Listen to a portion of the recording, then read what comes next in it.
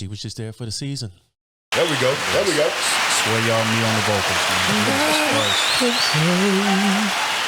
Cruise Season Podcast. We are back again. This is episode 152, I think. 152. 152. Yeah, we getting up there and count, man. That's nuts. That is nuts, man. 152. OT is in the building. You hear? What's good? Y'all know Smooth was in the building. What's crack? Sure, let's see, man. It's another episode of the Cruise Season Podcast, man. How does it feel to be back? Hate missing Like we never left. Goddamn me. Hate missing the ball. When did we leave? We never. Right. That's the wild shit. Even when we gone, you still feel the You know what I'm presence. saying? Still feeling the When presence. did we leave? Something just my shit. Week ain't right. That's a real rap. Yeah, nah, man. It feel good to be back. Feel good to be home, man. I've been doing a whole lot of traveling. Yeah. A whole lot of running around. Last 2 weeks, I've been gone. Yeah. But I'm back home, goddamn it, and we back to business. We got some interesting topics today, man. This gonna be a little depth Okay. in this shit. First one, man, they was talking about submission. Of course, we know it's a trigger word, submission. But it was a woman speaking about it shouldn't be conditional. I'm gonna play this clip, man, get y'all take on it. The number one question I get in my inbox, what should I do if my man is not worthy of being submitted unto? Now, if he's beating you, if he does not believe in God, if he is in another religion and he is trying to force you to be a Muslim and you're a Christian, or a Buddhist and you're a Christian, we're not talking about this. We're talking about God-fearing men that are imperfect. I'm here to let you know, you still gotta submit. You still gotta serve him a plate. You still gotta cook. You still gotta give that thing up and give it up well. You still gotta clean the house. The Bible didn't say submit unto your husband if he is doing all the things you want him to do. It didn't say that. I'm sorry to let you know that, but let me give you some encouragement. The more that you put your eyes and you set your gaze on the Lord and asking him, help me to be content in this position, because God, quite frankly, I feel used. I feel like he is not worthy of me giving this thing to him. He is not worthy of this plate. He is not worthy of me affirming him, and he ain't even asked me how my day is. The more that you begin to have these conversations and you say, Lord, help me to know the beauty of being a servant. You're praying to the number one servant of the world, Jesus. We didn't deserve for Jesus to come and serve us. We didn't deserve for Jesus to heal us. We don't deserve for Jesus to come and free us. We don't deserve for Jesus to come in our marriages and make it right. How do we pay him back? We just do the best that we can do by showing that we honor him, by showing that we appreciate him. And one of those ways that we do that is by fulfilling the responsibility and the role that he gave us as wives. Submission should not be conditional. It's not gonna always be good days. Y'all not gonna always like each other. But the mission that you signed up for should still be completed. What's your thoughts on that, man? You know all that is gibberish when they in it, bro. Come on. Sound good. But when you in it, bro, people don't be thinking about that. They be thinking selfishly. Especially when they start filing for divorce like women do. Women file for divorce more often than men. That's because they thinking about themselves and my happiness and my. This ain't what you signed up. It wasn't my when y'all got married. Johnny Gill. You understand me? She been listening to Johnny Gill all day. Say Johnny Gill. For real, man. So yeah, she right though. Your submission shouldn't be conditional. Mm-hmm. You should be very selective with who you gonna give your submission to.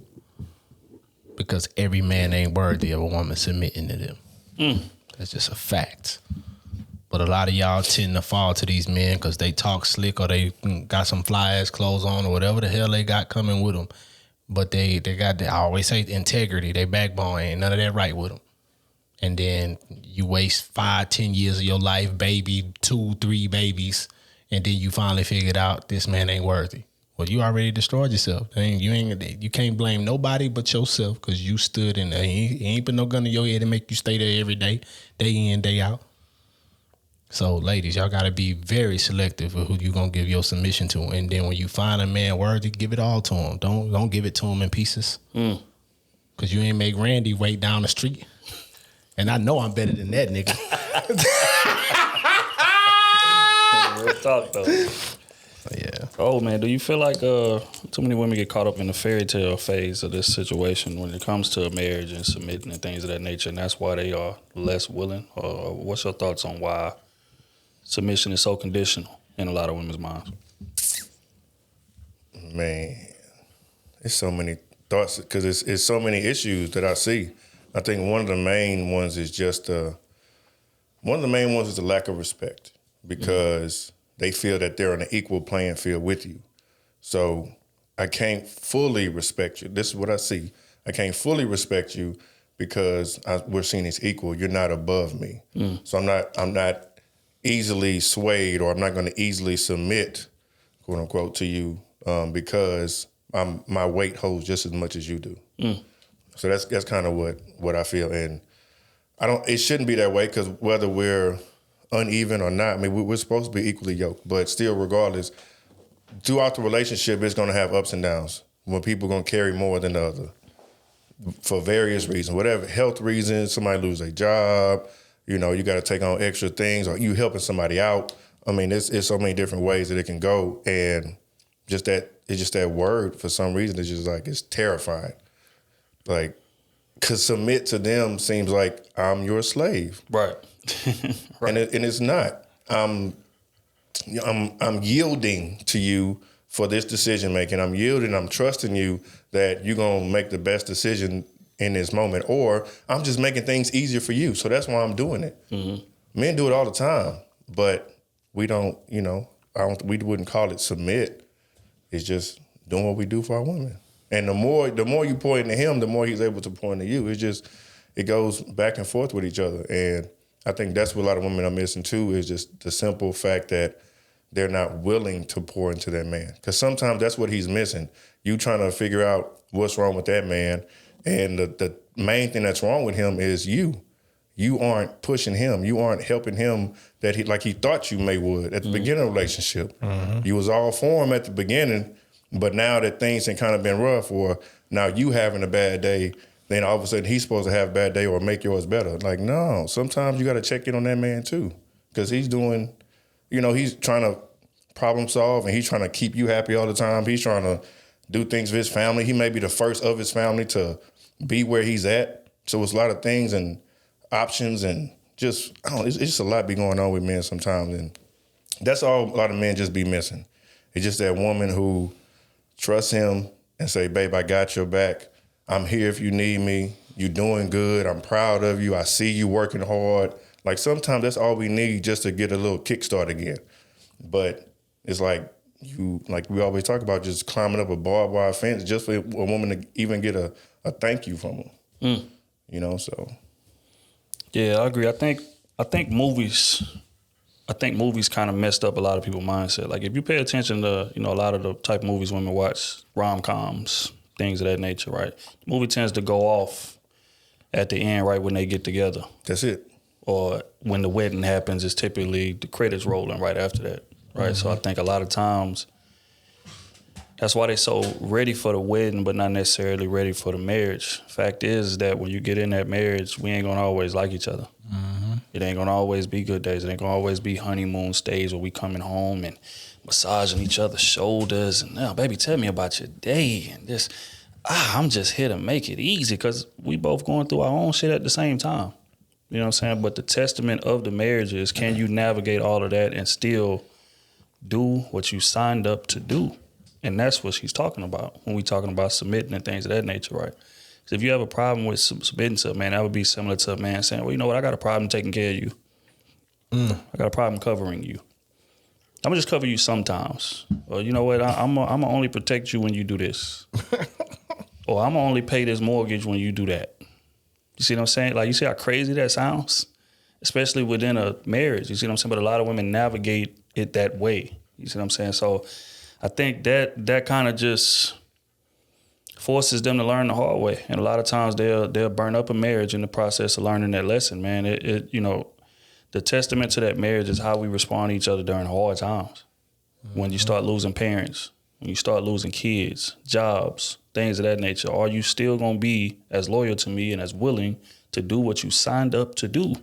And if you're not, then we're going to crash and burn. We're going to go our separate ways. But if you are, then we're going to rock out for 30, 40 years. You know what I'm saying? So most people are not really ready for that, even though they in the rush like a motherfucker to go get married. But when you get married, that's what you signing up for. And, you know, a lot of them ain't got a lot of examples around to really give them that type of game. They just watching movies and, you know, again, as soon as that wedding happened and we walked down the aisle and the theme music, the background music started playing in the movie, then the credits roll. Yep. It's a lot that go into it after the credits roll, baby. I would just tell you that. Whole lot.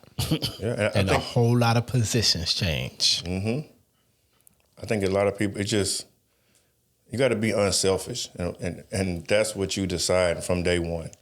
When I'm deciding to be with you, it's unselfish. Whatever you need, I'm here for you. If you got a flat tire, I'm coming. If you need some money, I got you. Like whatever it is, because it's you and I. We're together. We're a team. And where you lack, I have to pick up. Just like I love using my sports analogy, but it's just true because we're leaning on each other. This is not a one-on-one thing. I'm not going out on my own. You're not going out on your own. We're in one roof. We're together. And that's what people just don't understand, man. It's like we can't operate on islands. We're here together. Everything that we do, we have to discuss. Everything that we do, we have to communicate. We have to make sure that we're both on the same page at all times. If you too busy and I'm busy, now we left the kid at school. And it's 5 o'clock, nobody came to pick up the kid. And y'all both cross town from lack of communication. You know what I'm saying? It's just it's simple stuff like that people don't think about. And you really have to put that person first, man. Like, this ain't about me. If y'all want to grow old together and you want to see that person grow old, you should be trying to make their life as easy as possible so you can spend the most time with them. I see a lot of people in our generation, man, they can't get past putting their parents second on the back burner.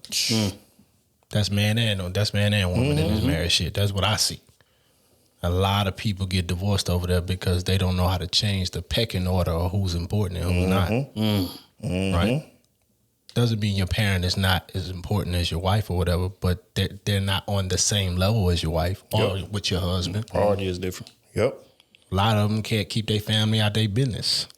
Don't know how to stop them when the mom and dad or the aunties and friends about real personal shit that go on in your house. You want your marriage to last, keep your mouth shut. You understand me? Come to agreement with your husband or with your wife on how y'all gonna handle things.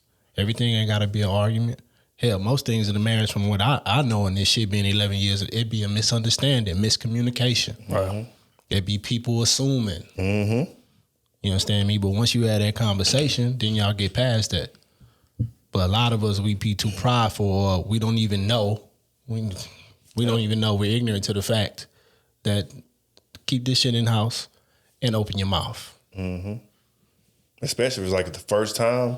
Yeah. Like if it's a first time issue and you ain't never came against this before, and it's like, hold on. This don't feel right. So now you just, you may be a little irritated, or you on the defense a little bit more because it's like, hold on, this ain't normal. I feel a little different. Right. But then when you take some time and really listen to what they saying, or maybe sleep on it, it's like, baby, you know what? I was tripping last night. Like this is what I was thinking you were saying, but this is what you were saying, and I was just completely blocking that out because I felt you was coming at me this way and wasn't even like that, baby. I'm sorry. Like sometimes that's all it takes, but people not willing to do that. Yeah, I agree. I think part of that stems from them picking the wrong person. I think when you pick the person that you really want to be with, like actually want to be with, not somebody that looks good, not somebody that your mama said would be good for you, not somebody that your friends approve of, somebody that you want to be with actually, then you're going to be way more willing to do those things and make the adaptations that's necessary for the relationship to survive. And a lot of times that is humbling yourself. And it's hard. I ain't gonna sit there and say it's easy. You know what I'm saying? When you wrong and you used to being right and you wrong in this situation, and it's easy to go to your boys, it's easy to go to your girls and tell your side of it and make yourself look good. You know what I'm saying? Like make them look crazy. But in reality, deep goddamn well, as far as deep down, that you did some wrong shit. You did some wild shit. But instead of going to your partner and just like, y'all just say, look, man, I apologize, man. I was out of pocket.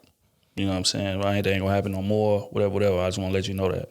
And that quick of a conversation can get the relationship back on track where it need to be. right? But I think the issue, like I said, stems from a lot of people are in relationships with people that they don't really want to be with. They settle for them. Right. If they could have it their way, they would have an option that's outside of that person.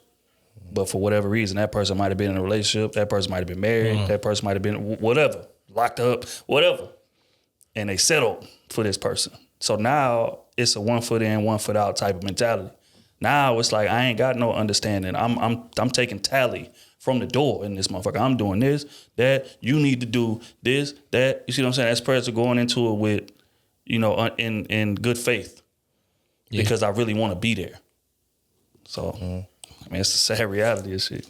I want to share one quick little tip that I received, and it's worked for me in my new relationship. So one, whenever y'all are having a disagreement and one of y'all feel that things are getting a little too heated, get closer to each other and hold each other's hands and look at each other.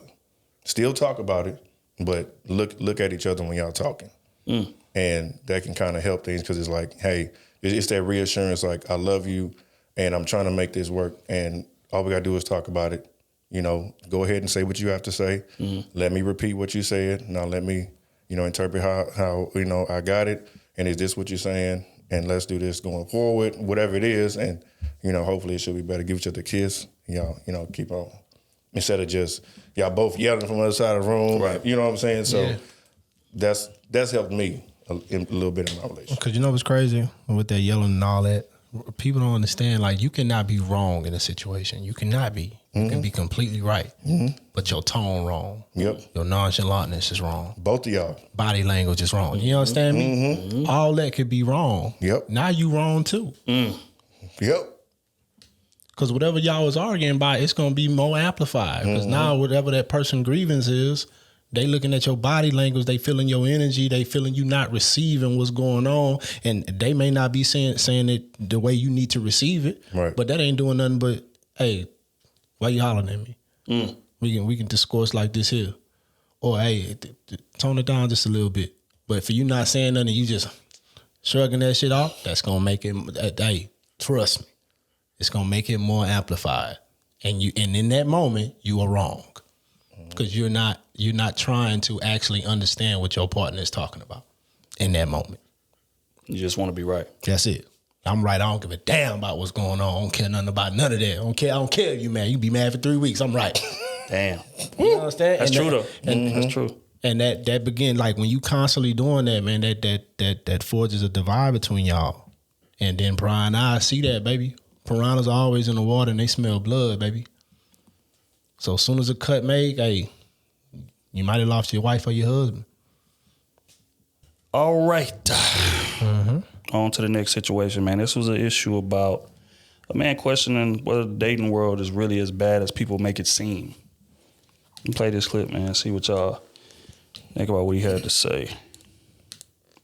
Single, as you grow and develop, you realize it's an immature thing to say what doesn't exist in the dating pool based on your own negative experiences. To make absolute statements like there are no good men or women and everybody cheats and marriage doesn't work is both delusional and arrogant. Most statements like that focus on the negative frustrations with relationships are birthed out of individual experiences. But it is realistic to acknowledge that it's more challenging now to find people that are faithful, committed, have virtuous character. And 3 things I have discovered are very difficult to find on today's dating scene is, number 1, a captivating conversation with healthy and respectful guidelines, a mature communicative exchange, because so many people are conversationally dominant, topically shallow, or they're overly demanding. I don't want this and I don't want that. Well, can we get some patience in the pace? Because I don't even know if I want you. Number 2, is very difficult to find someone that has a genuine, untainted relationship with Jehovah God, because people are into everything now. They worship Jesus, but they worship the ancestors. They juggle rocks. They burn sage. They sacrifice kittens. They sing on the praise team, but they pay tithes to aliens. It's all over the place. And 3, it is difficult to find those with genuine intent that want to build a relationship on the foundation of love, faith, honesty, trust, kindness. I'm not buying you a bag. I'm not paying your bills. I'm not taking you to Dubai to have a conversation with you. Like 50 Cent said, you think I'm a sucker, huh? However, even though it's challenging, I've learned that you can't base everything on your city, your experiences, social media, or else you will come to a toxic conclusion about the possibility of love. We have to accept that the world is bigger than our world and possibility is bigger than our experiences. If we only think bad, we won't attract good.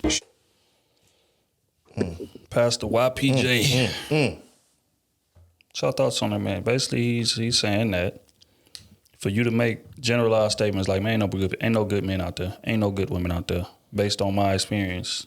That's arrogant, that's selfish, and that's wrong. What's your thoughts on that? That's because everybody wants somebody perfect. Yep. So, and you not perfect. How the hell you want something that's perfect? You not perfect. They want that finished product. You understand me? You want finished product, but you ain't even hit the assembly line yet. You understand me? You in Talk to us, pieces. Smooth. You in pieces, but you want finished product. Talk to us, Smooth. What's going on here? You understand me?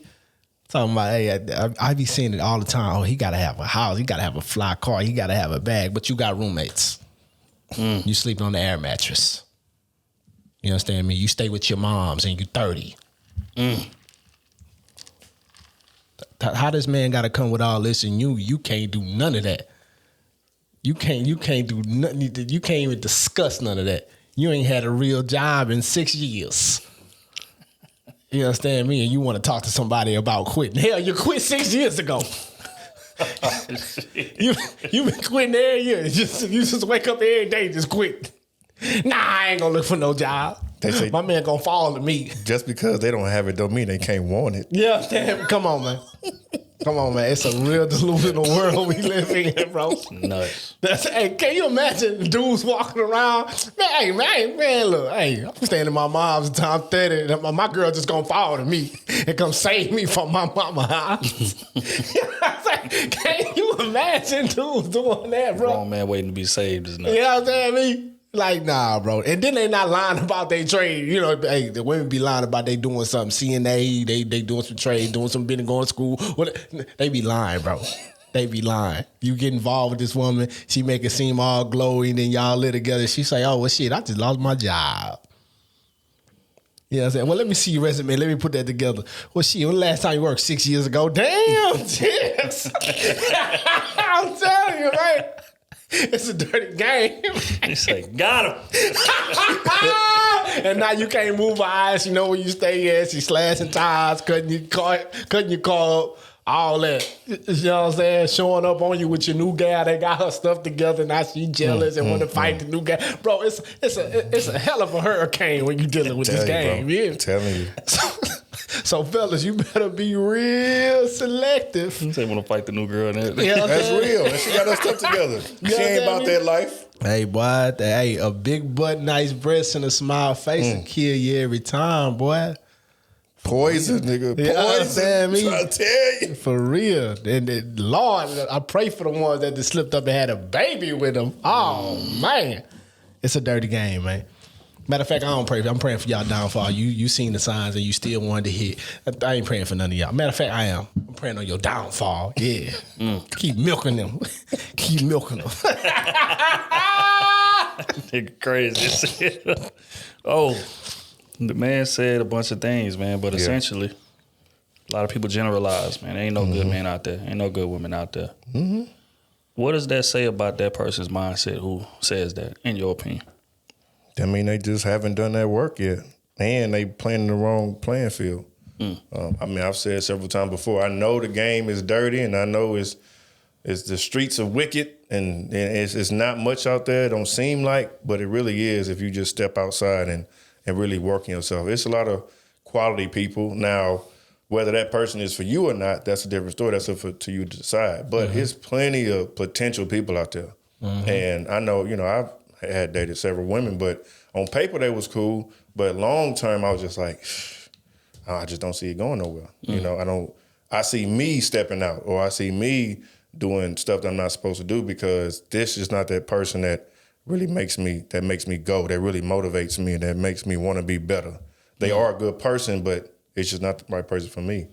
And so that's the stuff that I went through and I had to learn. But again, I didn't have a terrible dating experience. Like, I met a lot of cool people, but like he said, a lot of people are not genuine. They do have ulterior motives. It is hard to have a nice conversation. So when you do have a good conversation with someone, like, you want to continue it, and you really want to get to know that person more and their thoughts about different topics. Now, like, okay, we can get some in-depth stuff going. Now you asking, they may be asking you more questions, challenging you, and it's like, damn, okay. Right. So yeah, all this stuff is definitely harder today. But part of it is everybody's fault. I mean, you got the women giving it up for next to nothing. the guys don't even have to try. Like, we don't have to have a full conversation. I don't need to know your last name, and the man can end up laying in bed with you that night. That's facts. And that's how they be ended up together, because now the sex is good. You ain't had no good dick in a while. He didn't came over the last 3 weekends. Now he got clothes over. You didn't found a homeless man, and now you get paying for his food, and you love him so much and buying him clothes and all that stuff. And women too, y'all, listen, I love y'all. So I'm telling this because I love y'all. I was told by someone recently that they had been dealing with someone. They told them what they didn't like. It's a certain lifestyle, but the person was like, nah, I'm not into that. I got a, good job, da-da-da-da. Then she found out that wasn't the case. When he said he had to go pick something up. So she was like, pick what up? He was like, I got something. So it's stuff like that, man. You can't just let stuff linger. Like, if you have your standards and you have principles that you stand on, you got to stand on that. Mm-hmm. Like, don't be afraid to be by yourself. It's okay. That's the best time. Now you learn yourself. You're learning what you like and what you don't like. You know what irritates you, what doesn't irritate you. And now when you get somebody, it's easier to experience it, because it's like, okay, no, okay, yes, let's entertain that, see what that looks like. You develop it from there. But when you jump from person to person and you never heal, you never work on yourself, all you're doing is carrying that shit to the next relationship. Mm-hmm. And now you done lost yourself, or you finally found someone, but you so head over heels about them, you miss all the red flags. So y'all just got to take y'all time and really work on yourself first before you trying to step out. And also just these high-ass expectations when you haven't even done any type of work. Yeah, I mean, I agree. I think that's what it boils down to, honestly. Most people with that type of pessimistic mindset are not the person they think they are. I think people look in the mirror and see one thing, and then they go out in the world and people see something totally different. Mm-hmm. And they can't come to realization that that's what it is. No, I'm perfect. I got a good job. I do this. I do that. You know what I'm saying? Like, but are you attractive to the type of person that you want to be with? Mm-hmm. And a lot of y'all not. You may have things that you value about yourself, and that's fine. But in terms of gauging somebody else's interest, you got to analyze the field and figure out what it is that they want so you can provide it to them. But, people don't want to look in that mirror and do that due diligence. And that's men and women, if we're going to be real. Because if you don't work yourself into the position to where you are somebody of value, and again, when you look in that mirror, you can tell yourself whatever, but I'm where I need to be, or I'm not where I need to be. But if you are where you need to be, then the options are going to reflect that at the end of the day. And that's not saying that it ain't going to be some trash ones come along. That's comes with the territory. But it's not about what you attract. It's about what you accept. Mm-hmm. And the fact that you have no options to accept at all speaks volumes as to where you're not. A lot of volumes. Yep. I don't care how pretty you are. You can attract you can show somebody your DMs all day. None of them worth keeping. You know why? Because you ain't worth keeping. That's real shit, though. There it is. Like, you got it all together as far as your body, goddamn, you look right, you got a nice face card. Hell, you may even have a job. You may even have the business going. But mentally, you ain't together. You can't keep nobody mentally. Yeah, they come around, they want to hit and all that. Same thing with the guys. Yeah, the women want to come around and hit and all that. But mentally, you ain't together, baby. You can't keep nobody. You can't hold nobody with you. You understand me? So you ain't ready to have no relationship regardless. You need to work on your mental. You got everything else in order, but your mental ain't together. And this deep relationship, this marriage shit, it's more of this. 80%. You understand me? Because over time, y'all gonna get fat together. I'm telling you what's gonna happen. No matter how much you work out and all this type of shit here, motherfuckers not working out 30 years. It's just not happening. Rare cases that type of shit happens. So eventually you're gonna grow old with this person. You're gonna get fat with this person. Can you mentally keep them there?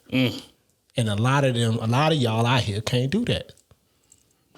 and you wonder why you single, and you complaining about men and all that type of stuff. But your DM's flaming, but none of them worth keeping, and you ain't worth keeping. Harsh reality, man. That's real Shit shit. lasting 3 months. They wonder why. I'm they telling never you. had no real. I be seeing it all the time, bro. I be seeing it all the time. Like you see a gorgeous woman, bro, and she talking about I've been single 3-4 years, bro. Why? I'm pretty sure you'd have ran across plenty men that you thought was attractive. Why none of them kept you? I'm pretty sure in these last 3, 4, 5 years you done had sex with a couple men. Hell, none of them wanted to see what this life could be with you. Mm-hmm. That's the questions people need to start asking. Men need to start asking, why is she so gorgeous and she ain't got nobody? And she ain't, you understand me? It ain't nobody really here. Like you super single or something outside of the occasions, man mishandled, beat her or some shit. Mm-hmm. Outside of that, I'm talking she just dead in relationships. Everybody can't be cheating, bro. I talk about the man cheating. All of them running that excuse. And we let them use it, man. I ain't letting y'all run off with that no more. If your man cheated on you, goddamn me for goddamn 8 years straight, it's you. It's you. It's you. What did you do that made that man step out for 8 years? I'm just saying, bro. Just imagine this, bro. You meet a gorgeous woman, bro. She got her thing together. She got everything together, bro. You understand me? What from the outside, it look like she got everything together. Right. And she tell you, man, I've been single 5 years. Right. And then she come back and say, well, all my guys cheated on me. And she say she talked to 4 dudes. You mean to tell me all 4 dudes cheated on you? What's wrong with you? That's what I'm saying. All of them wrong. Yeah, that's what I want to know. me. But they don't never ask that. Damn, why all these guys keep cheating on me? And I look like this. I got this together. Because assume you understand me? that guys just cheat. I'm telling you, mentally you not there. You're not there mentally. Yeah, you can pay for stuff. You can trick on a man. You can look eye candy on a man's shoulder, but you can't hold no conversation. You too combative. You understand? You trying to control everything. Bro, it be that, bro. Smooth. That's what I was about to get into. I'm telling you, it be that, and then bam, you single again. So and the next 4 dudes, then did the same thing to you. And you single again, and all the dudes the problem because they cheated on you. All 5 of them. All 5 of them. Oh, it's crazy, bro. Like when you think about it, bro. Come on, baby. It's you. It is you. It is. Baby. It is you. Look, y'all can't help the helpless. Y'all just can't. There's too many of y'all that have worked y'all asses off, went to school, got y'all degree, got a good job, and then you getting with a nigga that ain't have nothing. And then you want to complain about how, that man used you and took advantage of you and all that stuff. When you met him, he had nothing. You tried to create something out of nothing. Nothing times nothing is nothing. Right. You know what I'm saying? He has nothing going for him. I get if that man had a solid job or something, and maybe he had a bad baby mama or something, and now he paying a bunch of child support or stuff like that that's really pulling him under, but he's working hard and you see him making progress and you see him still pulling through and maneuvering and navigating through his tough situation and you trying to, help him out a little bit, that's understandable.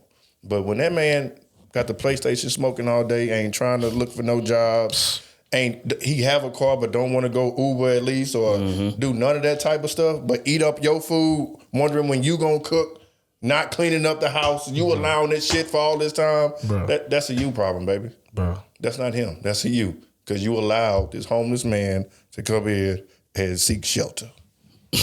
You know what else, too? I think that a lot of people feel like they hide their trauma well, right? These same women that y'all talking about, right? Successful, house, car, accomplished degree, things of that nature, right? I think they feel like because I've accomplished those things, that what's really wrong with me mentally and my trauma and all of that, people can't see those things no more. The fact is, as a man, we can see that brokenness in you.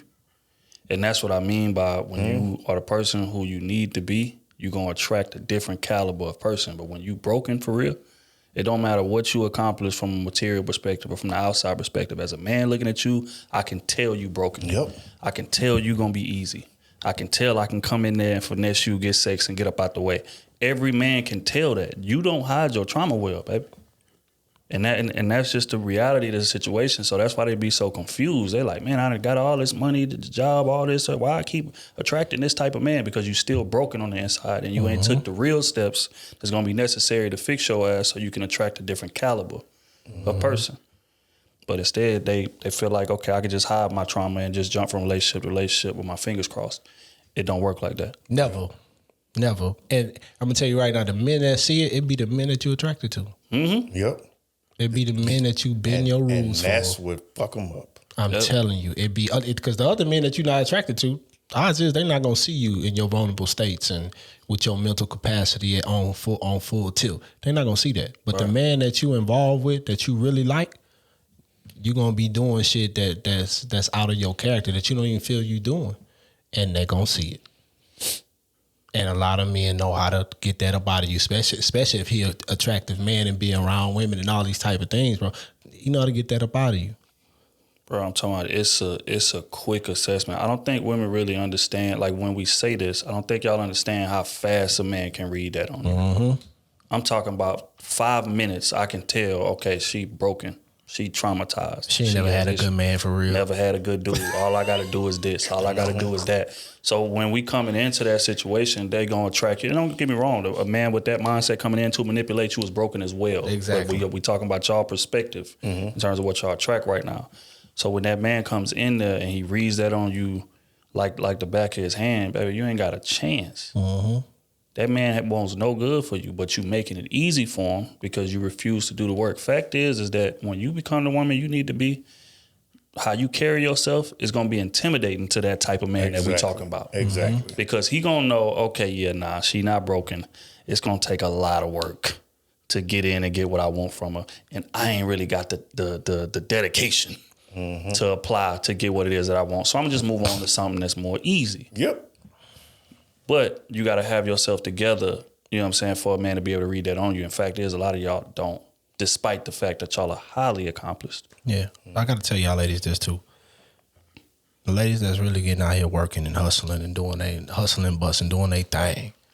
You got to separate that part of you from the feminine, submissive part of you. You understand me? Because if you don't, it's too blurry for you. You're going to make a lot of mistakes. With your relationship, whatever you stepping into relationship-wise, they don't need to even know the hustler you yet. You understand me? Because you going to make a lot of mistakes trying to be big dog like us. No matter what you done accomplish, baby, you're just not going to sit at the table with wolves and men. You're just not doing that, baby. No matter how dangerous you are as a hustler, as a businesswoman, whatever you're doing, you want the loving of a man. So that game is totally different from anything, all the work that you didn't put in, that game is totally different. So you got to understand, like when you dealing with a man, like you need to be looking at a man for, can I be feminine with him? Can I let my hat on with him? Goddamn me. Can I feel safe with this person? You understand me? How is he with handling me? How is he, if he got kids, how is he with his kids? Does he choose me over his kids? All these things need to be need to be on the feminine side of you, because that's the person you're gonna be with him, and that he's gonna want every day, all day. Of course, the hustler you is a bonus. For all women out there, the hustler you for your man is a bonus. No matter how big you are in this world, the hustler part of you, only bonus. What's the trump card? What's the number one thing your man looking for? A submissive woman, a woman that understands, a woman that understands my vision, a woman that can follow my vision, follow my lead, even if I'm not standing there. A woman that I can trust. Goddamn me, she can be in the room with Tyson Beckford. Goddamn me, I ain't got to worry about my woman. Like that's what a man is looking for, and you need to guard that. You need to guard that like nothing else in your life, because men will exploit that from you if you give up the keys to that too early, and a lot of y'all do. A lot of y'all give up that goddamn 2 weeks in the conversation. He know everything about your traumas, about your life, or how you want to love a man, your love language and all that. Man, you don't need to be knowing all that. Yeah, you need to be finding out, man, how does he treat a woman? How is he with his family? Is he a leader? You get what I'm saying? Like, how much time does he make for me? Does he go a little bit out his way for me? Like I'm doing. You know, like you need to be paying attention to that. And then slowly let them keys down. And I'm telling you, the men that just only want sex or only want something from you, with you slowly letting it down the right way. I'm not saying withhold everything. I'm saying unlock doors slowly. Organically. You know, organically. Walk down that street. Don't have all the doors this close together. Have them do it like that. Yep. Right. That way you got to walk to get to the motherfuckers. And in them walks, y'all getting to know each other. Mm-hmm. And you going to see the men that only want something from you, want to use something from you, because they going to grow impatient. You know, so they going to be overzealous in things. Yep. And what you seeing now, he ain't the one. He ain't the one. He don't need to be seeing the rest of me. And trust your eyes when you see it. Exactly. All right. Just want to throw that Exactly. So And you're not going to be able to be in control of everything too. Like, it's okay. Be you, be strong, but be prepared for the situations. You're not going to be able to maneuver every single thing that goes on in your life. Mm-hmm. So if that man acting a fool, cool. You know, okay, this is how he's acting now. I don't like that. I don't appreciate that. I'm gone. Plain and simple. You can't just expect that. Well, you can't just assume that just because he's treating you good that he always going to treat you good. Mm-hmm. Like, it's not always going to be like that. So that's why you walk down that street slow. Yeah. Just always be observant, be ready, and be prepared. Like, things are going to happen no matter what. Mm-hmm. It's messed up, but that's a part of life. Like, you can think you got the best person in the world and they do you dirty down the line. Like, it just, you got to accept that and, you know, deal with it and then move on from that. But don't lose who you are in that process, though. Like Smooth said, that's why you got to be just wide open. Because when you come through that, you still who you need to be. Right. And also, I think, you know, goes back to choosing the right person. I think a lot of women simply don't trust their man to take the keys. Mm-hmm. So they feel like I got to hold on to this control for their life because I don't know what's going to happen when I give you the keys to this situation. And that means that you picked the wrong person. Yep, right? And you got to believe that instinct. If you ever was looking for a barometer or indicator, if you hesitate to let that man run the ship, he's not the right man for you. Because when you pick the right man, you're going to be glad, thanking God that all of that weight can come off of your shoulders, at least temporarily, at least sometimes.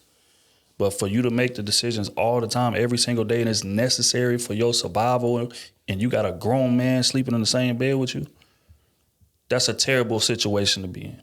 Mm-hmm. Because speaking as a man, we don't want to make all the decisions all the time.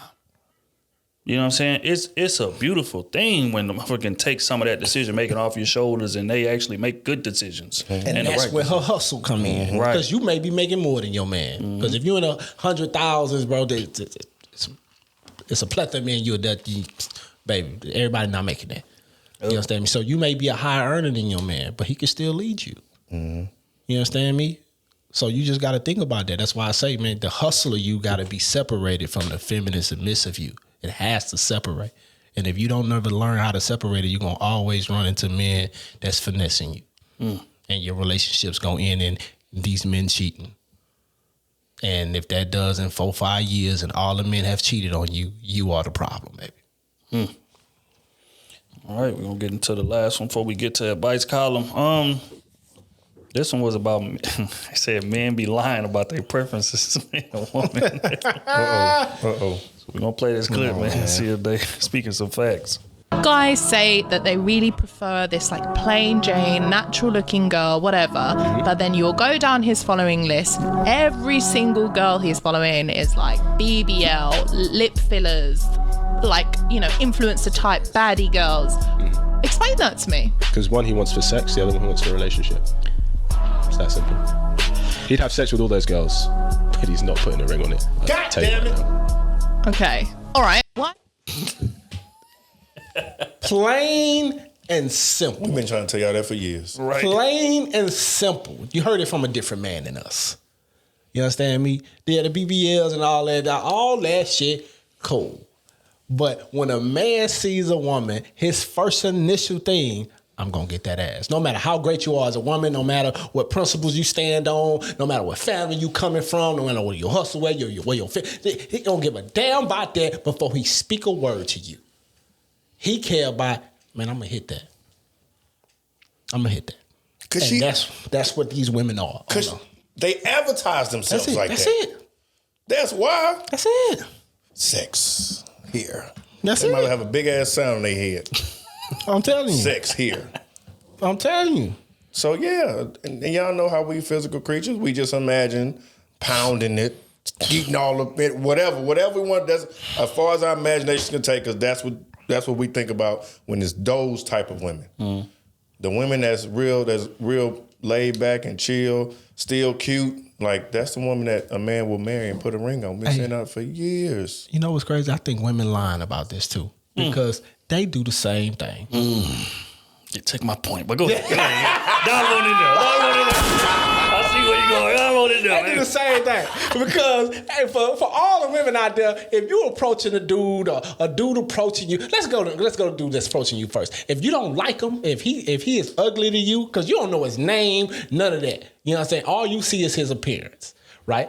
If he is ugly to you, you gonna shut him off. I got a man. Oh no, you gonna get real. You know what I'm saying? You know how women do. You understand me? So y'all are physical creatures too. Yes, because you're not gonna be following nobody you think ugly unless they just your friend or something. You know them from somewhere, business or some shit. You understand me? But majority of them people that you following or whatever gonna be people you think handsome. Or who can physically protect them. You understand me? Like, come on, bro. Y'all know what's up with this. You would never marry this man. You ain't gonna marry this. Damn me, I'll fuck his face off. You know how women be thinking, bro, I will fuck that boy face off. But you ain't gonna marry this dude. You ain't thinking of him as, oh, that could be husband material right there. You ain't thinking of that initially. Come on with the cap, man. Women do the same thing, man. But us men, we don't call that out. Right. Why? Because we know what it is. So yeah, you gonna see the BBLs or the women that's half naked on your man page or your dude page or somebody you talking to page. I guarantee you he don't want to marry none of them. That shit, free porn. You understand me? He'll hit all of them. But marry, never. Ever. Don't even talk about no white dress and no ring with me. Bruh. If we on that conversation, girl, look, I must be stupid drunk. Bitch, how to add too many. Like, come on, man. Yeah, no, I agree. I give you a direct correlation, right? I'm going to use the same thing they use on us, and I'm going to flip it around.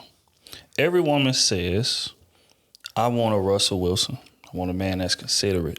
I want a man that's patient. I want a man that's about me and me only. I want a man that's low key.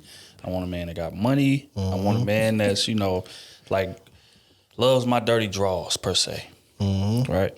But then you look at her body count and if you conduct a tally on that body count, there will be a drastic difference in the number of men she done gave ass to that don't resemble the man that she claims to want. Right? So how can you be guilty of committing a crime on that end, or hypocrisy, as y'all try to call us, committing hypocrisy on that end, and then try to crucify men for doing the same thing? Just bro in the video said it perfectly. When we see that, we want to smash that. But we not trusting our legacy with that. We don't want to have kids with that. We don't, like if I had to get locked up and I had to give you, or something happened to me and I had to give you the keys to the safe to keep what I'm building running, we would not trust it with any of those women that y'all see him liking on that video. It's simply superficial. I would smash. That's about it. That's it. And do you know what's the greatest indicator of that? I want y'all to go look at all those women that y'all, you know what I'm saying, see y'all man liking pictures, because I know y'all got their names written down, Instagrams, all that, right? I want you to look at all them women and come back and put it in the DMs how many of those women are in actual relationships. That's real talk. And when y'all conduct that research, because again, y'all pride yourselves on being great researchers and, doing due diligence and things like that. I want y'all to go do some due diligence on that and come back and report to me how many of those video, Instagram type chicks do y'all see in successful relationships that they can be upfront about and can speak about publicly. And that's going to give you the answer to what it is that you want to know. You know what's crazy? The ones that do get into a serious relationship that's successful, they get offline, delete their account. Facts.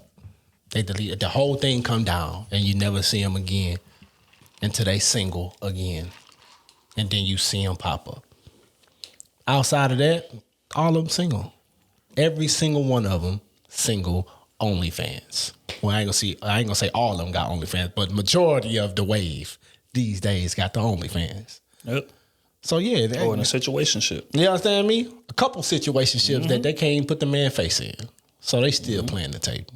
But judging by the quote unquote demand that y'all think these women garner, 50,000 likes, 100,000 likes, ass cheeks everywhere, you would think that these type of women be married and out the way. This is the women that all men desire.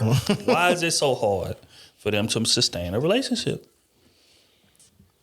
So again, do that due diligence that y'all are so great at. And when y'all fix y'all lips to call men hypocrites, I want you to look at your body count. Think about your history.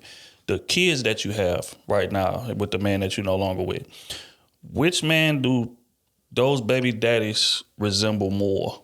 Do they resemble the future, or do they resemble the Russell Wilson that you say you want? And once you be honest with yourself and look in that mirror, you can stop calling us hypocrites for doing the same thing on the opposite end. And I don't think that the BBL, listen, I don't think it's a bad thing. Do I agree with it? No. But it's your body, your choice. You're going to do what you want to do. However, when you do that to advertise yourself in a certain way, like, you can't be mad at the guys that come at you when this is what you're putting off. This is the energy that you're getting off. Like, you can get one and still be modest and, not be too revealing, but what you getting it for? You getting it to show it off. Mm-hmm. So if you're going to show it off, understand what's going to come with that. The attention that you want, it may not be the way you like it, but you're the one that want that type of attention because you dress for the occasion. It's just like men who got a little money. And I'm showing my buddy up on Instagram. I'm in the club throwing money in the air, buying bottles, this, that, and the third. And then I'm constantly running into chicks who just want my money. And I'm looking in the mirror like, well, damn, why don't these women want me love for me? He's steady doing this with the money. Like the money calling them all day. Why these women don't want me for me? This is And then when the crazy. girls walk up, they talking to them like this. Bruh. Because they want some of the money. It's real hell. It works the same way, man. You got to dress for the job you want to get, man. That's an old cliche, but it's a real one. How you carry yourself is going to be a direct reflection of the type of options that come to you, bro. And like I said, men know very, very quickly how easy it's going to be to get what it is that we want from you. That's crazy. I'll just leave that there. On that note, man, we're going to go and get in the advice column.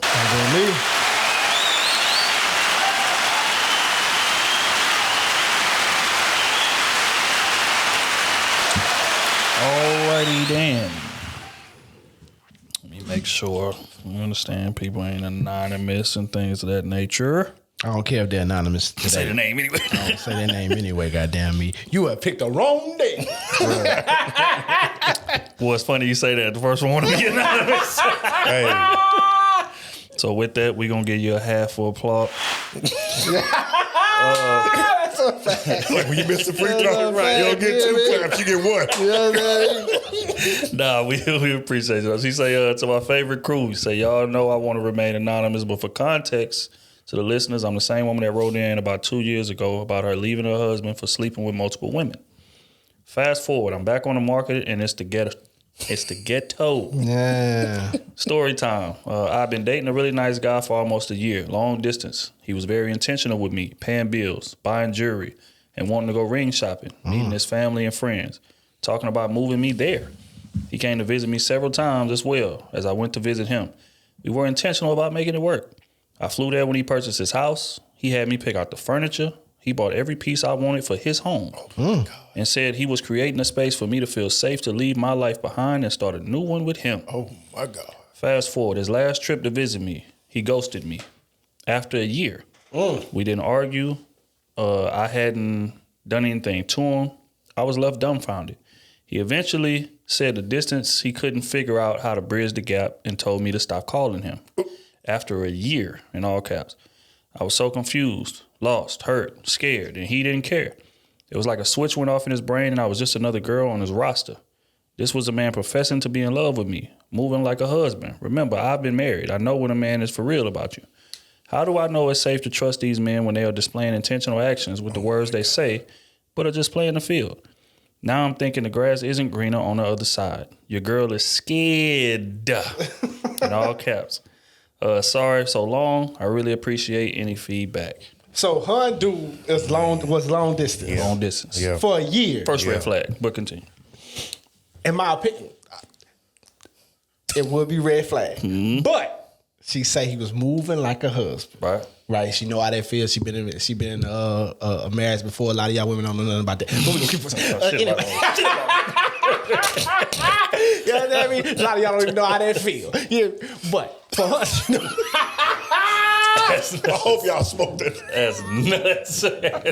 But for us, she know how I feel. So with that, my only question to you would be, why you didn't move? If he was moving like that, obviously he was capable of holding that fort down. Why go long distance for a whole year? Right? Now you upset that he ghosted you after a year, and he told you, well, he didn't actually ghost you because he gave you an explanation. Right. He didn't ghost you. He said, hey, I can't do the distance, and doesn't stop talking to you. He try to fade you out. You understand me? But just cold turkey though. Hey, He got to fade out. He got somebody. hey, all I'm saying is she know what her husband. It's somebody there, right? But she know what her husband feel like. Why you just didn't move? Why you didn't have that conversation on like the moment you felt that? Why you just didn't have that conversation on you moving or him moving or y'all making an arrangement to be with each other like for real? That's why I think the communication went bad at. And now you single again and you in these treacherous streets. You almost had one. You fumbled the bag, though. Damn. But again, I think it goes back to what we said earlier, the conversation about control, right?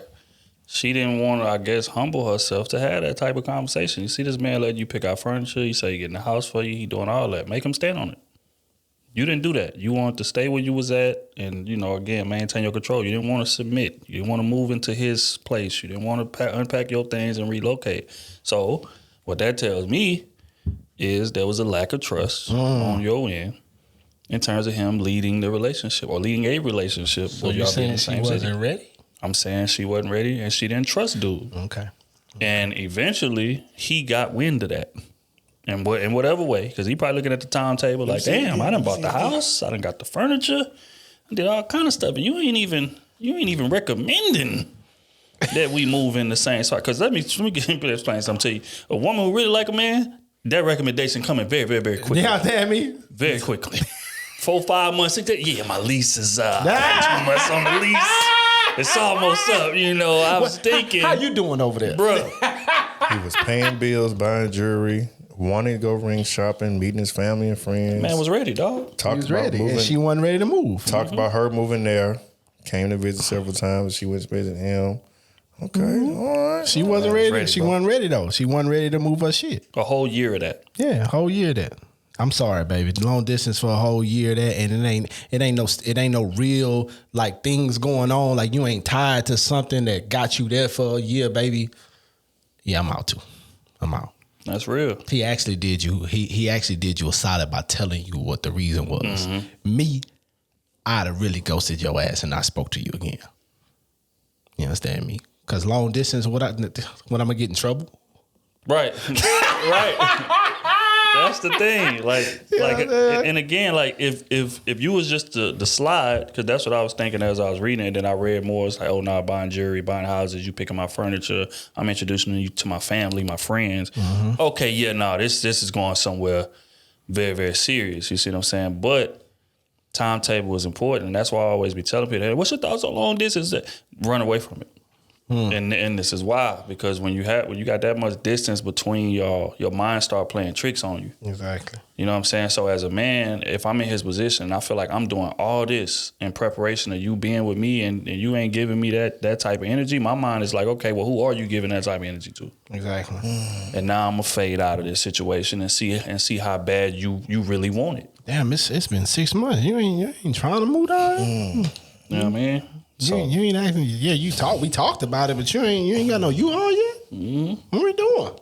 But see, again, I think she gave it away in one of the last sentences. She said she's scared based on that situation. But that's not true. It's not based on that situation. You were scared before you went into that situation. Yep. And you moved like it. And that man was ready to move how he was supposed to move, and you weren't giving him that type of rhythm. You weren't giving him that type of energy back. So I said, I'm gonna fade out this motherfucker and see how bad you want it for real. Yeah, that's the piece I'm Because trying he to gave connect. her exclamation on what it was. Right. He told her what it was. Because I'm telling you, if he didn't yell and it was just dead, he wouldn't have told you. What he was gonna do? Argue with you? All he gotta do is just block your number. You don't live in the same town as him. You don't live in the same nothing as him. If you wanted to play games. If you wanted to play games. So for him to even tell you what was going on, like what the excuse was to stop talking to you, then stop talking to you, that was a sign to tell you, hey, you got this conversation to speed this up. What's up? What we doing? And you fumbled it. You fumbled because what you said would be pointed out, you were scared. But I'm just curious to know if he had a real conversation with him. Like, yeah, he was showing, but did he have a real conversation about them moving or how they was gonna move? That man said, because he should also be making up a plan on when she should be moving. I was there when he purchased his house. Mm-hmm. He had me pick out the furniture. He bought every piece I wanted for his home and said he was creating the space for me to feel safe to leave my life behind and start a new one with him. How much more bluntly of a Why conversation she didn't move can he that have? week? How much If more a bluntly? man picks a house, can you imagine dating a woman? Listen to me. Listen to No, me. but listen, You dating this woman, bro. niggas are. Listen to me. You dating this woman. You're right. Niggas, But you know what I'm still, saying? But you got to realize. You picking out he the furniture for his new chick. Nah, ain't That's no what you dude doing picking that. out Ain't no furniture dude for. doing that. I'm yes, sorry. they are, Dude's Smooth. not doing that. Yes, they are. Hold on. No, Wait. Yes, they are. Because you wanted to skip past the last part of what we said. So I'm going to read it again. After the picking out the furniture, he bought every piece I wanted for his home. He said he was creating the space for me to feel safe, to leave my life behind and start a new one with him. That's what he told her.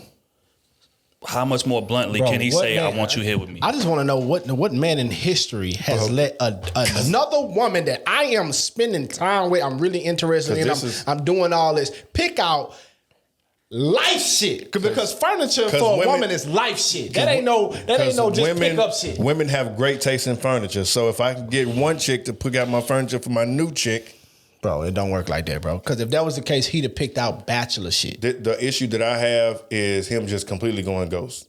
And him just saying, you He know didn't what? completely Hold go ghost. He hold gave on. it an explanation. Yeah, but just saying, just out the blue, you know what? I'm sorry. He fed up. That just don't sit right with me. That's why I think it was something else going on I don't because think it happened like that. that's how it's Because that's how she said. You know what gave it away? She said his last visit, he just went ghost. So just all of a sudden, after you picked out furniture, you done met the fam, I done got the house for you and saying this for us, then all of a sudden I'm just gonna go ghost on you? That don't sound right, bro. She said, I hadn't done anything to him. I was left dumbfounded. We didn't even argue. I don't believe that. That's what I'm saying, bro. Something ain't right. I don't believe that. Something just ain't right. If a man is letting a woman pick out his furniture, he is planning on that woman to move in that house, bro. I disagree. Furniture, jewelry, goddamn, asking her, telling her, hey, I'm making it safe for you to leave your life. Come on. To come with me. You understand me? And you ain't picking your shit up in a week or two. what 2 he weeks. said. You ain't picking your shit up in 2 weeks. Hey, look, man, I'ma rent this house out over here, or I'ma sell this crib over here. Goddamn me, I'ma sell my furniture, I'ma give my furniture away, or I'ma throw it in storage. It's ways to protect yourself. You know what I'm saying? You could have threw all your stuff in storage just in case the shit didn't work. You could have went right back home, got the shit out of storage, been right back on top of your game. He went to a Sleaze U AP course. Man, I don't think that. I can't do that. I ain't see that nigga in the class. I ain't see him in the class. AP. I was looking all. I ain't see that nigga in the class. He wasn't even a late runner. I ain't see that telling nigga, you, man. bro. He told her he loved her, bro. had her meet the fam. Bro, what other reason? If you say you love this woman and you say you want her to be with you and you let her quote unquote pick all this furniture, again, I'm thinking it's for somebody else, but there is no reason that I'm gonna want to just all of a sudden, you know what? No. But, You know what? But the distance. There is. That's an excuse. No. There is. And I'm going to use the variables that she gave us. She said we didn't argue or none of that, right? But how that could happen is if I present this information that I just read in terms of his intentions for you, and you say, well, I don't know about right now. I'm thinking maybe like 2-3 more years down the line, that could be something reasonable for me. That would be comfortable for me. That's how a man can say, well, goddamn, I done did all this. You talking about 2-3 years before you moved that? Man, this shit over with. I'm fading out this motherfucker. And that's probably what happened. I'm telling you, because 365 days. So And just like she said, we didn't argue. That ain't gotta be an argument. Cool, right. That's me running it by you, getting your realistic expectation on when you're gonna bring your ass down to be with me. And you ain't speaking in an expeditious fashion enough for me. I'm fading the fuck up out of there. So just like that, you just gonna fade up out of there. Yes, I'm gone. That's why I don't like that. Because you wasting my time. What do we got to talk about? Because if I really cared about you, I'm gonna have a conversation. If you say 2 to 3 years, then I'm gonna say, I was thinking more like this timeline, less than 2 years. Because what you was thinking? If she said, I'm just using your example. No, right. I know. So if I say within the next year, another year, not 2 years, that's a little bit too long for me. 2-3 times what she we so far in distance that it ain't even worth a conversation. Yes, it is. If you say your vision is this way, and I'm like, baby, I really care about you. I'm trying to get you here as soon as possible. I don't know if I could do 2-3 years. I'm thinking more like 1. Then you come back and say, no, I can't do that. No, I still see it. Then I can see, okay, all right, cool. Then I'm gonna fade away. But you just presenting it, I'm thinking on 2 to 3, and it's like, all right, I'm out. No. All right. So let's say that conversation happens like that, and she say, you know what? I'll come in 6 months. As a man, I wouldn't even want you there at that time, because now I feel like I had to drag your ass down here, and I shouldn't have to do that, especially if the shit going as good as you saying it's going. Why do I gotta drag your ass down here? What are we talking about? That's dragging, bro. It ain't dragging. That's bringing it up. Did we talk about my vision and my plan? My plan was to get you here a little bit earlier than 2-3 years. I'm not saying you got to bring your ass down here, but this is the vision that I had. I saw us moving in within the next year. Is that feasible to you? Then if you can't do it, then you wipe the slate clean. But you just having a conversation and she say that and then you dip, that's what I'm saying. You gotta, if you care about that person, I feel like you gotta pull a little bit more out of them. Off the way she speaks about this man and with her past saying that she was married for a while, she knew that man was being intentional with every step that he took. You get what I'm saying? And I'm pretty sure conversations was, because she ain't gonna be married to a man that can't speak. You ain't doing that twice. You get what I'm saying? So this man obviously can speak for herself, carry herself well. It was very intentional and all that. She wasn't ready. I agree. She wasn't ready to get on the ship and be number 2. And still not ready. Her words. Not mine. I've seen it. I'm telling you, bro. Because she's scared now. She's scared. She been scared though. Yes, she been scared, and this just made it worse.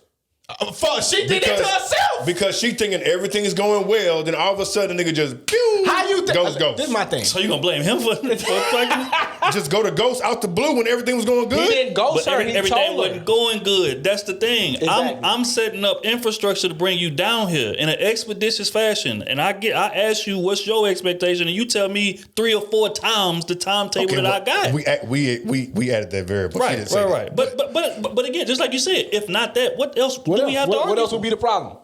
For real. What else would be the problem? She may have to get some other shit together, sorted out first. That's all I'm saying. That ain't nothing but flights, baby.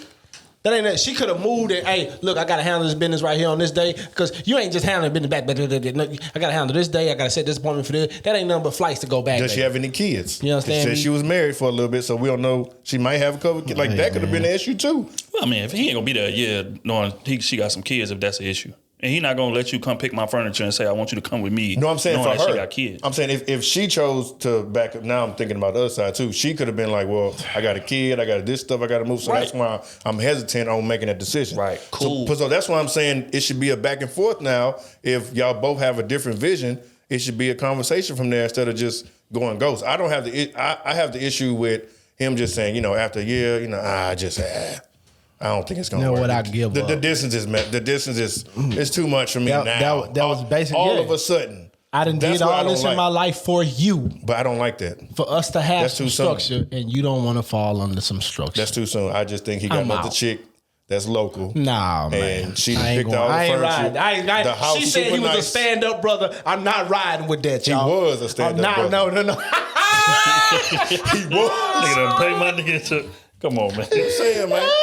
I'm on y'all side today, ladies. I'm on y'all side. That's crazy. It make a lot of sense. Boy, capping. I've seen this happen live. I've seen this happen live.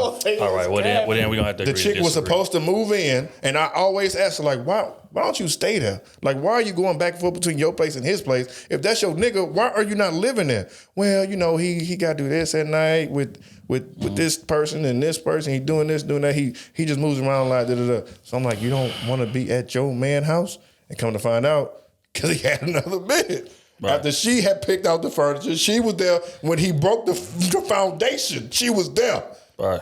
And she ended up not being the girl. But you know the difference in them stories? Do you know what's the difference? And they was in the city together. So You know what's the difference in this story and what you just said? What? He never told her, baby, this is for you. Right. Oh yeah, he You did. need They to was move they in was here. together like 3 years. I could be talking to anybody in 3 years. No, Don't they mean was I'm building this for you. They was together 3 I could years. get- You talking about publicly? Yes. Then how in the Why she hell was wasn't it so moving? easy for that girl to swoop in there? Why she wasn't in the Because house? they wasn't together That ain't my publicly. business. That's all that Exactly. was. That ain't my business. It was lied. a situationship They wasn't together. that was going on, I'm telling and the you. other girl slid in because he I'm actually telling you, liked bro. the other girl, Exactly. and now we in this relationship. And she wasn't living at the house. No. She broke ground and all that. No. He wasn't That was building that stupid for as her. hell. I knew it. 3 years. No, you know I what it knew was? it. Come on, It was him bragging in her face. Hey, look what I can do, girl. I knew it. I'm him, huh? And she was That's it. soaking that ego. I knew that. Right? And that's what it was. That's real. So this situation is totally different. He said, I'm building this for you. Come on. Niggas say In your image. how many niggas say they love him? I love you, baby. Oh, Man, we ain't gonna get to generalities now. Nah, we gonna stay right in this vacuum of this Come on, situation. dog. Man, So I'm thanks, lying. man. I ain't saying you lying. I ain't going with that. Niggas be talking a good game a lot, dog. Okay, how many women run into a good dude, but they past traumatizes her from giving them an honest chance? Since we're gonna speak I'm generalities. not saying that don't happen. Okay then, I'm not saying that don't happen. I'm just but we simply talking saying about what we think this- happened right here. What I think happened right here is that nigga's fugazi. Hell no, man. I ain't gonna let you just like that. Nah, we ain't letting that ride like that, man. All right, man. Next one. This from Trey, Patreon.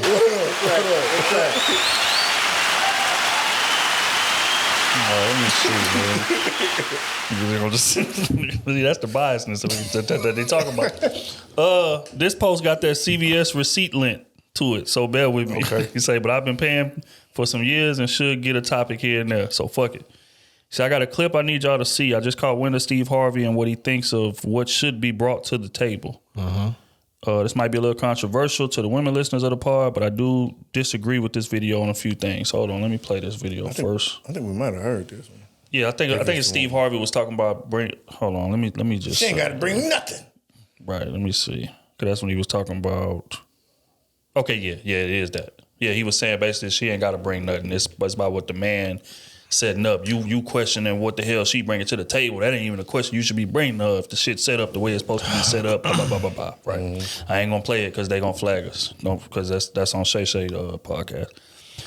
He said this might be a little controversial to the women listeners, but I do disagree with this video on a few things. First, most of the women are commenting on how men don't understand what Steve is saying about how quote unquote she is the table. She doesn't need to bring anything to the table when she can produce another you for you.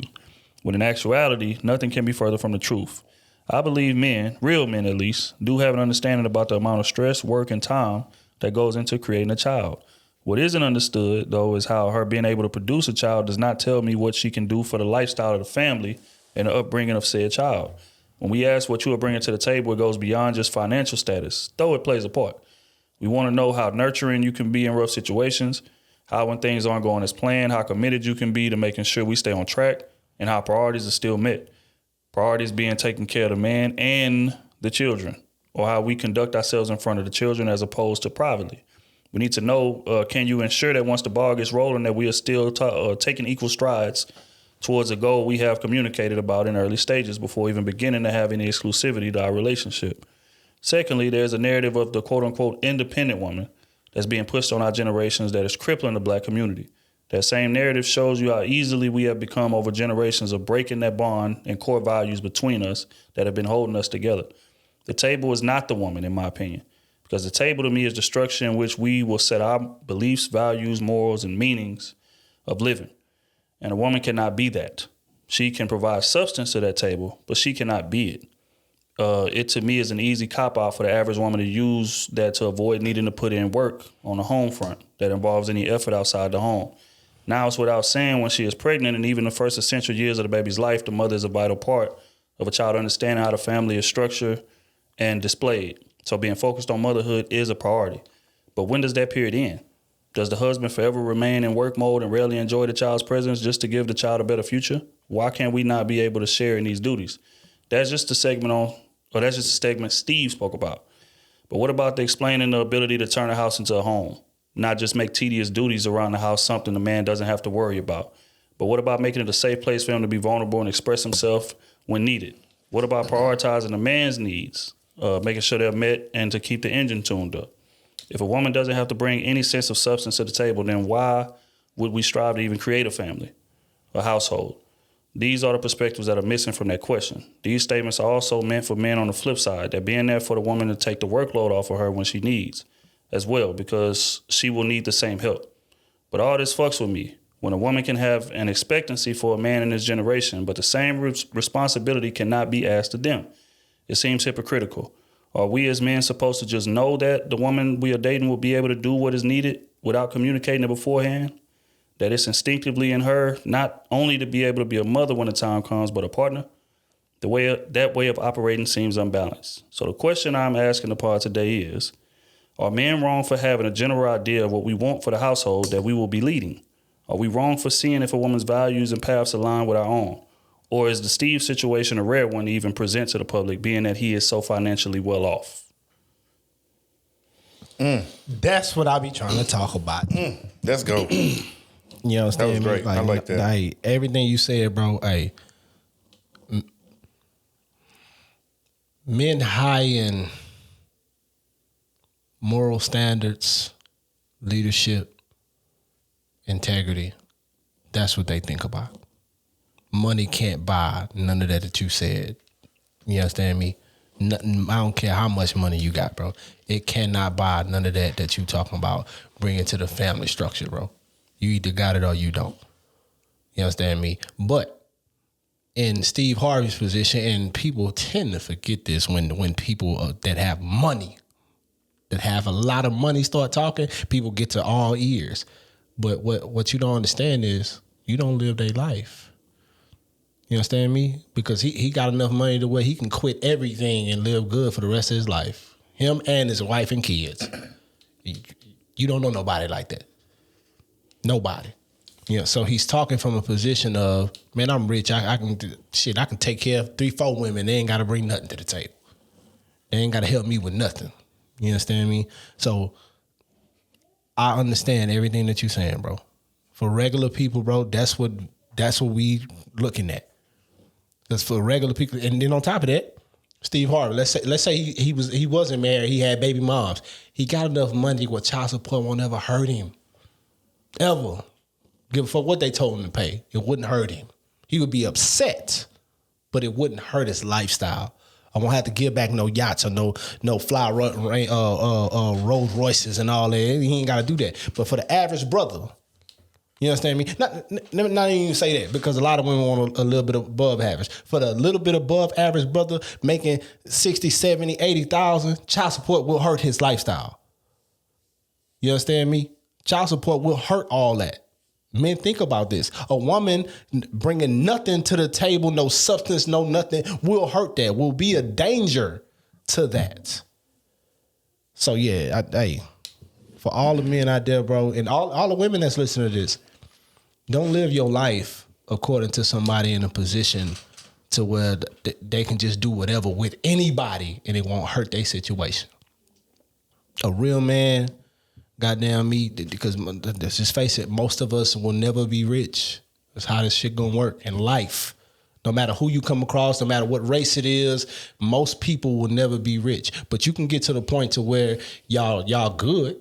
You understand me? You building enough whatever cash shape for your kids to not worry about nothing. You can get to them points. But at that point, still shit can hurt you. The wrong person sitting next to a person making $150,000, bro, that $150,000 will feel like $50,000. because that other person still moves like a child. They don't know when to stop buying stuff. They don't know when to stop using debt to do shit. You understand me? They don't know, you know what I'm saying, to actually have my word preached through this household. They don't know how to put my pecking order in this. You understand me? So yes, everything that you said, bro, I agree with that 100%. And our generation is so, I don't want to say we doomed, but we messed up right now. We messed up right now because everybody want to talk about, oh shit, if he 8-figure rich nigga, that's my type, bro. Stop it, bro. Stop it. Oh, so basically he said, let me ask it again. Are men wrong for having a general idea of what we want for the household that we will be leading? Are we wrong for seeing if a woman's values and paths align with our own? Or is Steve Harvey's situation just a rare one to even present in the basis of this argument? Yeah, I would assume, I mean, it's just easy to say that when you have more money, you have a lot more leadway. And it's much easier for a woman to listen to you, especially if you provide literally everything for her in that lifestyle. I think it's a bigger testament. That's why women need to bring something. We need to see something, some type of value, because when things are not going both of our way, how are you going to treat me? Right. That's going to tell me all I need to know. If we down on our last, or, we trying to make a way and, we got this payment coming up, that payment coming up, like, how are you going to treat me in this situation? Are you going to still look at me as your leader? Are you still going to trust me that I can get us out of this hole? Are we going to work together, or are you going to run? Or are you going to call me out my name? Are you going to just be too anxious and just start doing stuff just on the whim just because? I think that speaks volumes to, your relationship. And so I do think that Steve definitely has a point, because technically as a man, we should have everything covered for the most part. But then, yes, women got to bring some type of substance to the table, something that's going to stick with us, something that we're going to appreciate. I need some respect. I need for you to trust me. And I need for you to just understand that, I care about you, and the decisions that I'm making is going to be for the best. I'm not going to try to hinder us. I'm not trying to put us down. But on the flip side, with all these different examples that we've seen and stuff, like, I do also see how it can be hard, because women have been through terrible situations, and, this next person may be different, but they've been hurt a couple of times. So now I'm jaded. Now it's like, do I trust this man? Because I trust him in the past. He left me down the wrong path when it seemed like it was going good. And so, no, I'm anxious. And so, yeah, like we always talk about, I still want to have control of the steering wheel.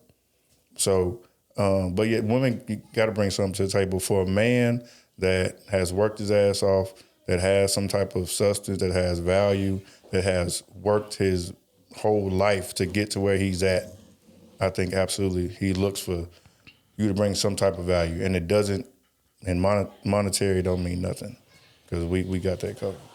Yeah, I think to answer the question, man, I think that man's well within his right to pick the type of woman that he wants and make sure that she's bringing what it is that he values to the relationship. That's why I can't really call Steve wrong, because he picked the type of woman that brings what he values to his relationship. You see what I'm saying? But I think we run into the issue when we start trying to make a universal rule. And that's impossible, right? Because we all are inspired by different things. You have certain dudes who don't want their woman to work at all. I want you to stay home. I want to go out there and make the money. I want you to take care of the kids, whatever the case may be. Then you got other dudes who empower their woman to go out there and chase everything that you want to chase down and make as much money as you want to, you know what I mean? So I can't say either one of those situations are wrong. It's about what that man's vision is, and does that woman fit into the plan of what it is that he's trying to accomplish. So hell yeah, like as a man, you better make sure that woman, her viewpoints and her morals and all of that align with what it is that you will want in a woman. Because if you don't, the relationship ain't gonna last. That ain't some shit that's negotiable. And that goes back to what we say all the time about having non-negotiables and then things that's cool to have. Now, the non-negotiables, that's the same moral principle, that's the same religious principle, things of that nature. You know what I'm saying? Like, this is foundational. This is the core of who it is that you are. You shouldn't have to change that for anybody. But the outside stuff, we can negotiate. We got a little wiggle room out there. We might can change this. We might can do that a little different, whatever the case may be. But Hell no. You better make sure foundational principles align with yours. That's the only way that y'all gonna make it. But I also just want to make sure that I stress that every relationship is unique. Yes. You got to stop looking for individual rules in which, for us to live by. I think that's why a lot of people's relationships fail before they even begin. Just like Smooth say, you including your family in this situation, you comparing my shit to your mom and daddy relationship or your grandmother and grandfather relationship. We not your grandmother and your grandfather. We value different things. We move different ways. We live in a different time. So you trying to make a direct comparison and make sure that we run our shit the way they ran their shit, we not going to make it. And a lot of people do that. Instead of just getting in that relationship and saying, look, we going to make our own rules. Whatever is most comfortable for us, that's what we going to do. And I don't give a damn what nobody on the outside of this shit got to say. I don't care what my nosy ass homegirl got to say, my sister who want to be involved in a relationship got to say, my mama who judging ass got to say. I don't care about none of that. I value this. And my man is providing me that. So that's what we going to do. My man values this. I'm providing him that. That's what we going to do. Yep. And when you get to that point, the relationship is going to have a way higher chance of thriving. But if you're trying to base your relationship off somebody else's shit, good luck. Just leave that there. All right, man. Last one of the day. Damn. Anonymous. Sorry, Smooth. Said my man and I listen to this show. Well, we gonna hurry up and get you through this then. All right. Cause I gotta go get my son anyway. All right, man. Last one. She say, what advice would y'all give women that have a higher sex drive than a man in a monogamous relationship? I currently struggle with this in my relationship. We both work 40 to 50 hours a week, but even with the stress of working and keeping up with the day-to-day of life, I still have a high sex drive that my man can't keep up with. I find myself trying to seduce him more than him coming on to me and even asking for sex. The rejection makes me feel unwanted and desperate, ultimately not wanting him at all. Also, hopefully this doesn't come up, but no, he isn't cheating on me. I'll be going through his shit to make sure. And isn't possibly bisexual or gay. So the question is, how do you handle, as a woman, having a higher sex drive than your man? Let me give you a little game. Let me give you a little bit of game. Your man may be somebody that just need to like, if you want to just be nasty with him, be nasty with him all day. Be nasty with him all day. While he at work, goddamn, send him a picture. Goddamn me, while he at work, shit, tell him you want to suck that dick off when y'all get home. Like But for real. She want him to do it though. You understand me? Now, what he's saying is that, like, once you make it regular for him, then he gonna take more initiative to do it. That's all I'm saying. He probably feel a little awkward because of how they, so. And they busy, so obviously, like, I know I can guarantee in a situation, they only like being intimate in the bedroom type shit. Right. It ain't out. It ain't, you know what I'm saying? It ain't to where like, damn, I just want to get to my woman real quick. You understand me? Or damn, I want to get to my man. When you start initiating them type of things, bro, I guarantee you gonna come around. I agree. You understand me? I guarantee he gonna say some nasty shit to you too. You understand me? Probably send you that pickle in that DM. You know what that means?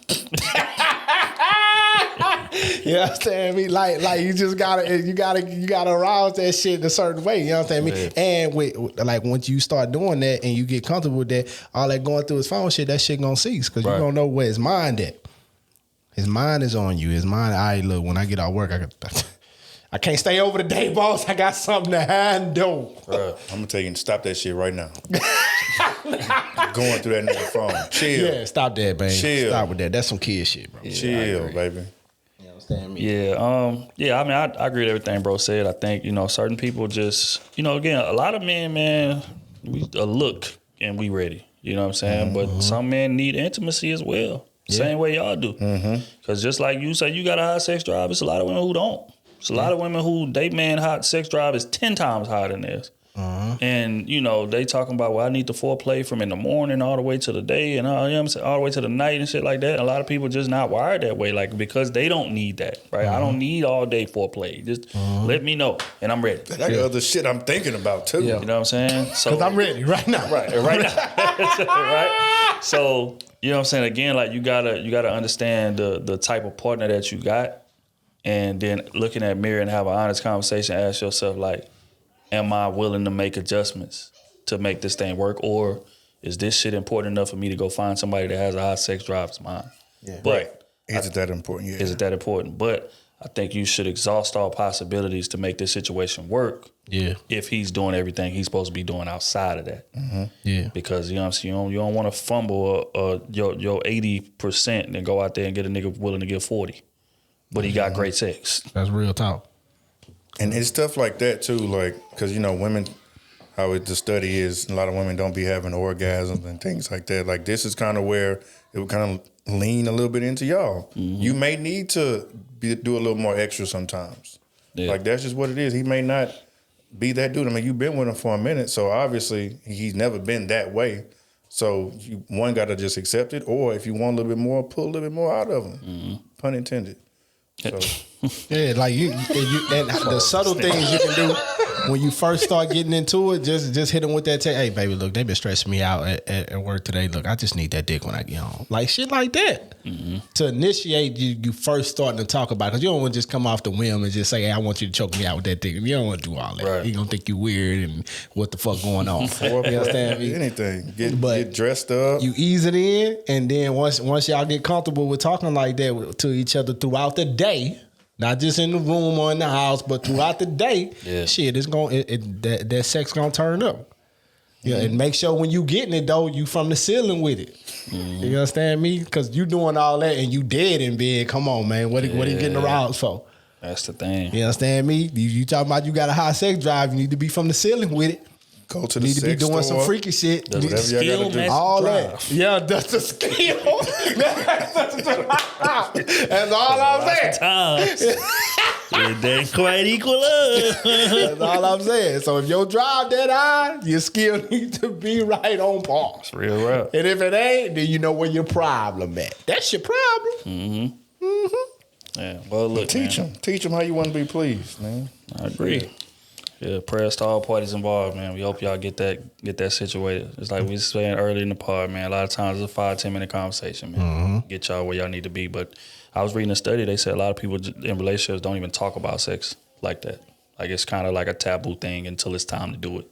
They said like most couples are not comfortable talking to each other about sex and talking to each other sexually. Listen, I like when you lick it around the rim.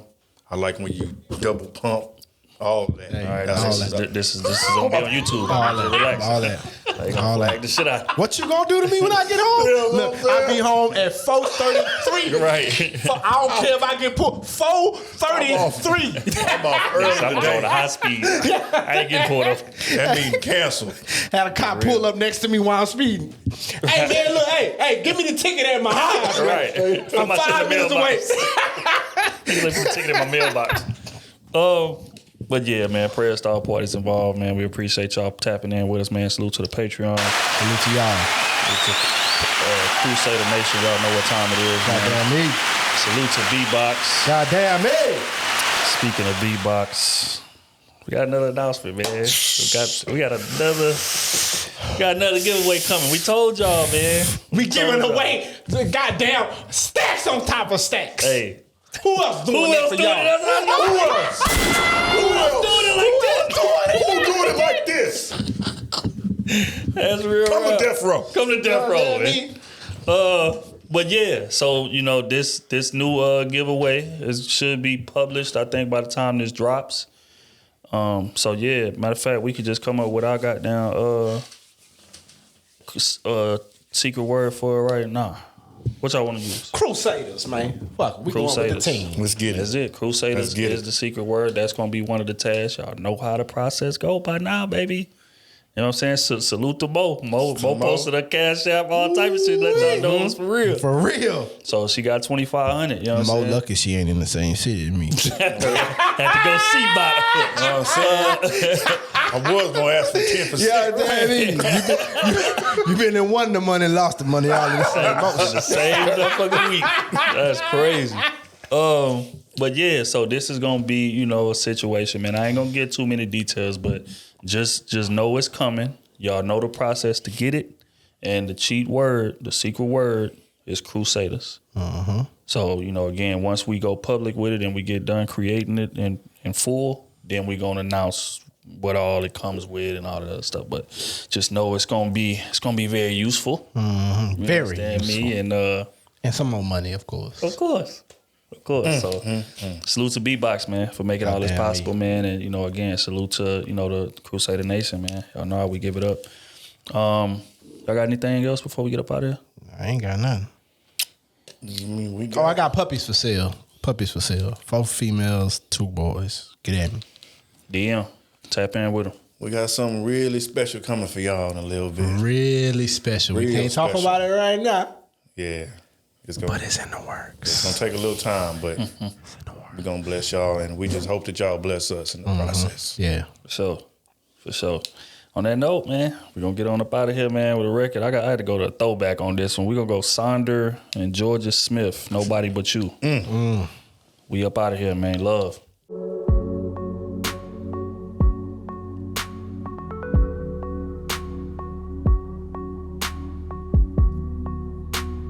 She was just there for the season.